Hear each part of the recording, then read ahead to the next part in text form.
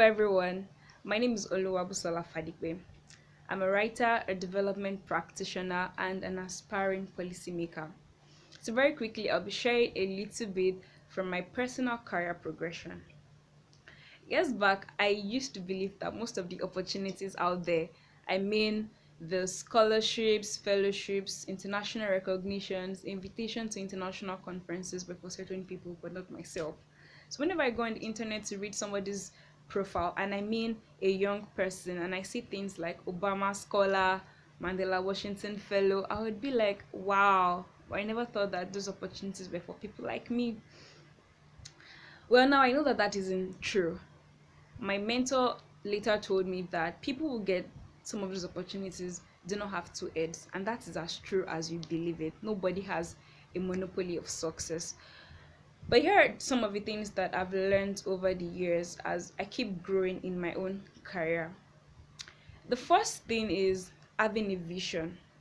And sometimes it isn't easy to, come to think about what exactly you want to do with your own life and what particular career you are interested in.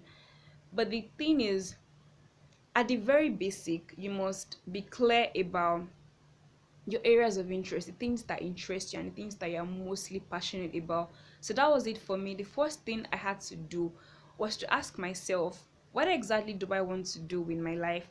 What am I passionate about? And what am I aspiring to become? Those answers do not come at once, but the more you give it careful thought and the more you keep exploring your area of interest, then it comes gradually.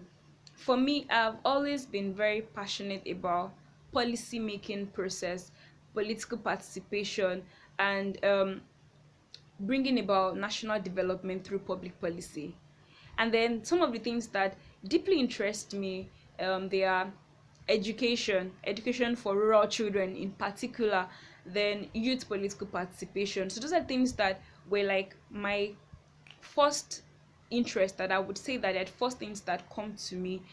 So here is why it is important. Having a vision, clarifying exactly what I wanted to do, helped me to have an idea of the kind of opportunities I should be applying to, whether internships, whether even volunteering, whether to apply for certain fellowships were actually needed. Because I will tell you one thing, it is very important to be intentional. There are so many opportunities out there, and sadly, every opportunity isn't for you.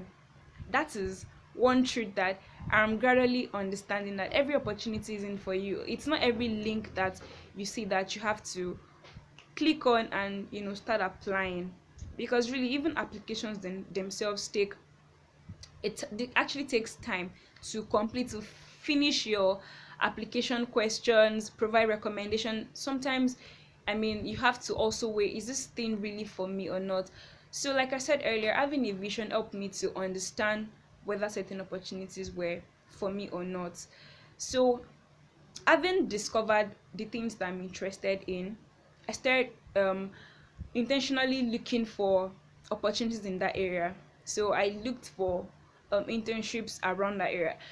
There was a particular job opportunity I got once, and it was a very juicy offer. Someone was offering me, just coming out of school, a very huge amount of money as salary. And at the point, it felt like it was the right thing to do. Like, why not take this offer? And I had to go back to think and evaluate how is taking this job going to impact on where I'm going. Are there skills at all that I would learn that would be very needed for where I was going? Sadly, after that evaluation, I realized that I didn't need to take the offer. And so, even while it pained me, I had to reject the offer. I had to call back and say, "Oh, I'm sorry, I can't take the offer." Of course, I sat home for a while, looking for opportunities that would give me the platform to grow in the things that I've mentioned earlier that I was interested in doing. So that's where the part of having a vision and having an understanding of what you want to do really help. And so it helped me to navigate and find opportunities in the things that I'm interested in. Now, don't get me wrong, sometimes you have to expand yourself to other things, just so that, because there's something valuable about every experience that you would ever have. Take for instance, I was last year I was on a panel that was meant to draw up school-based policy, drug policies.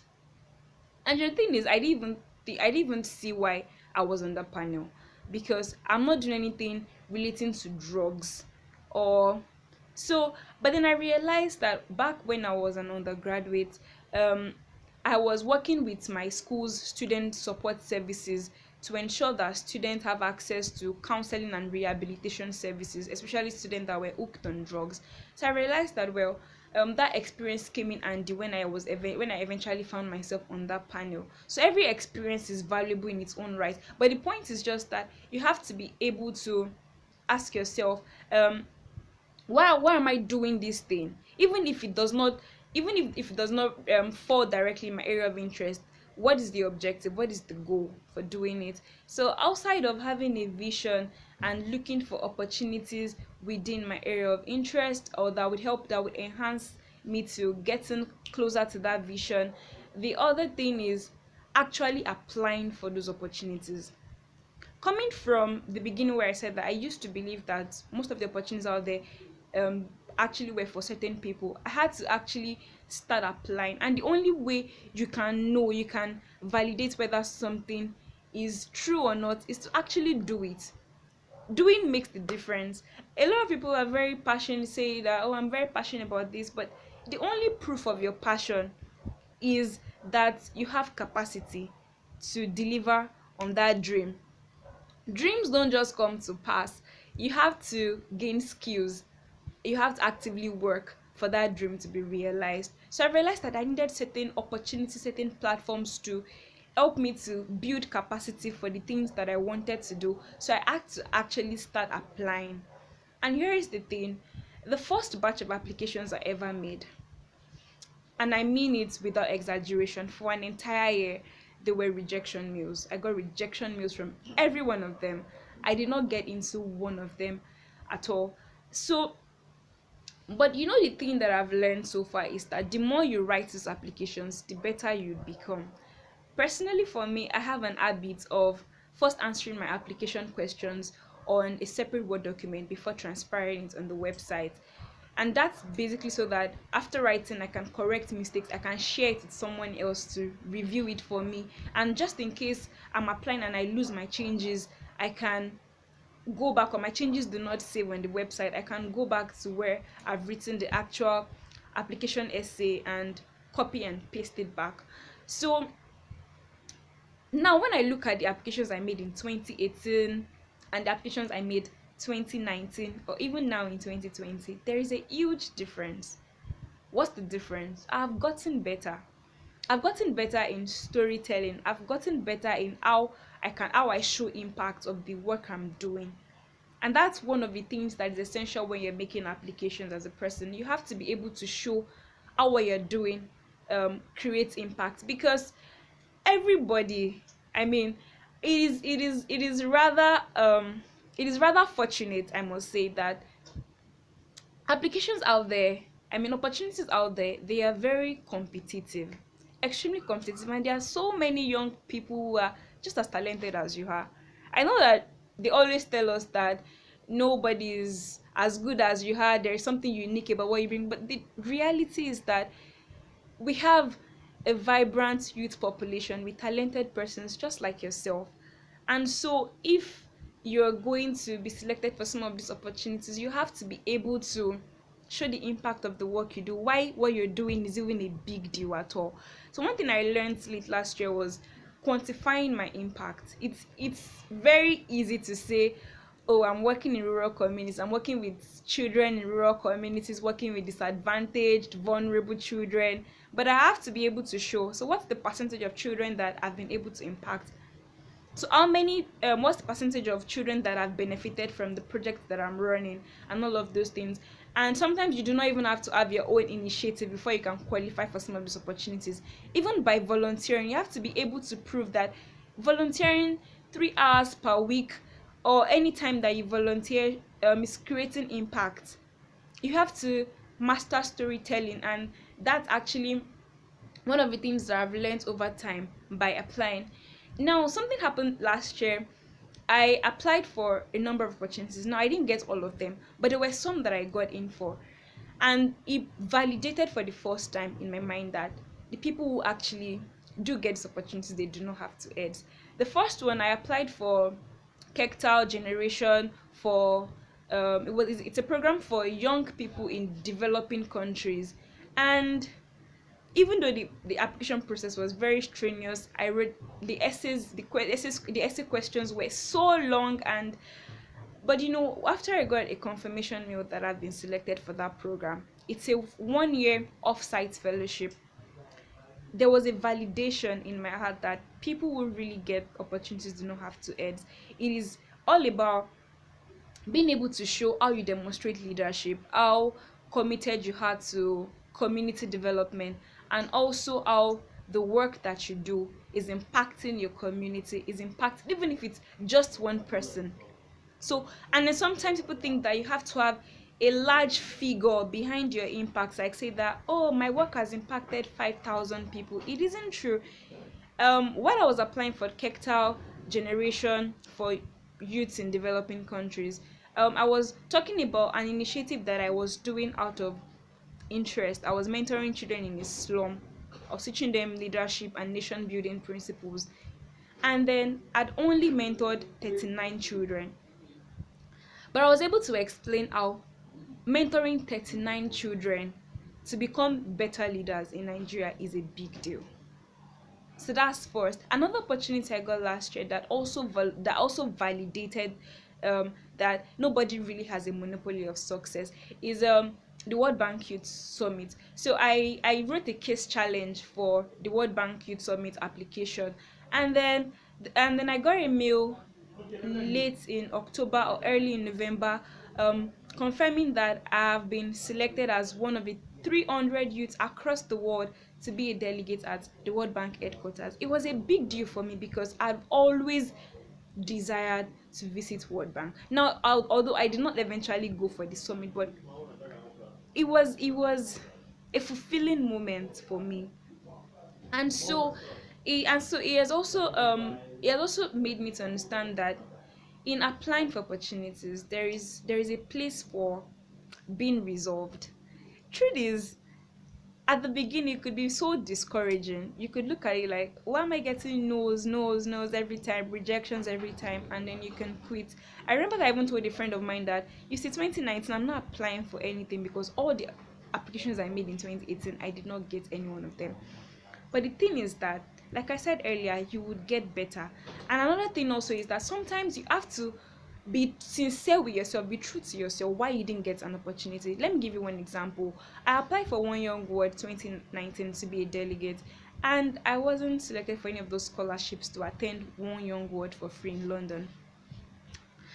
Initially I was saying that, oh well, as usual, certain people get these opportunities, especially when I saw that people that I always look up to were at that summit eventually. But do you know what? I went back to check my application list and I realized that even me, I messed up. Like, the application was tacky. I had to be honest with myself. So what did I do moving from there was that whenever I make applications, I try to share it with one or two persons who I know that they've gotten these opportunities. And it also brings me to saying that technology is a viable tool. Technology is an enabler. There is a whole lot more to technology, to social media, than Snapchat, Instagram, Twitter. Those things are very good. They are for social connectivity, but there is more. I remember that I was applying for a particular scholarship, and before I started applying, I went to read up about if there are Nigerians who have been selected for this scholarship, because the scholarship was for a fellowship in Columbia University, New York. So I went to check the profile of people who have been awarded this scholarship before, and when I saw 2-3 Nigerians, I was happy. First thing is because it made me believe that somebody like myself, Ninja breed like myself, can get this opportunity. So right after I saw their names, I wrote their names down. I checked them out on Twitter, Instagram, LinkedIn. I went check out if and I went to search for them, and when I got them, I went to also look for if I could get their email directly from their social media bio, or if I will just send them a DM. Now, after doing that, I sent them in like, oh, I saw that you got this particular scholarship this year. I would like to, I would like you to share some tips with me. And some of them were very open. Sometimes people are not very open to sharing tips, and which is fine. So I took it from there. So some tips that were shared with me, I took it and then I used some of those tips to review my essay that I'd written. And then the second thing is how I know like some people who have traveled out for scholarships or for fellowships, then I'll send my essay like, can we review this together? And then they would critique what I've written. So sometimes you have to be true to yourself that maybe the applications you made, they were not standard. But back to where I'm coming from. So this is not a masterclass on application. This is just showing how application for certain opportunities have been a big part of my own career progression. Now, as at March 2020, I've gotten 3 fellowships and I've gotten selected for some opportunities. And it has made me realize that if you're consistent, if you are seeking clarity in the things you're pursuing, and you are resolved, there is no limit to how far you can go. A very big one that I am still very proud of, apart from the World Bank Youth Summit, which I was selected for, was a fellowship I got selected for recently, the Nigerian Economic Summit Group Bridge Fellowship.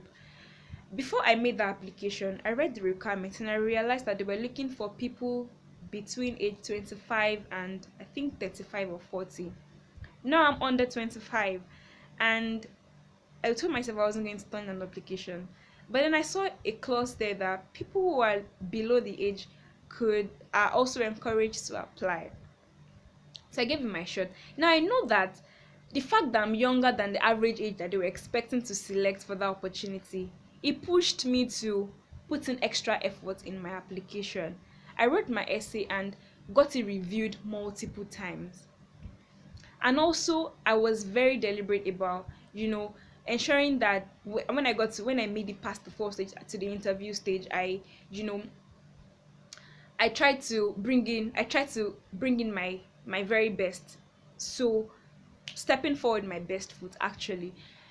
And moving from where I started earlier, all of these applications for me, it's an end. It's actually not an end, but a means to an end. For me, it is an opportunity to further grow in my career, because I said it earlier that passion is not enough. You have to seek for opportunities to develop capacity, because nobody is going to give you any platform because you are passionate. The only reason why you have certain platform is because you have value to bring on, you have skills for that particular opportunity. And so that brings me to a close by saying that there are no too big dreams. Like I will always say, there are no too big dreams, there are only too small minds. So you can dream as much as possible, you can have big dreams, but always remember that your dreams will not just come to pass by themselves. You have to put in work, you have to put in effort, and some of those effort would be building capacity.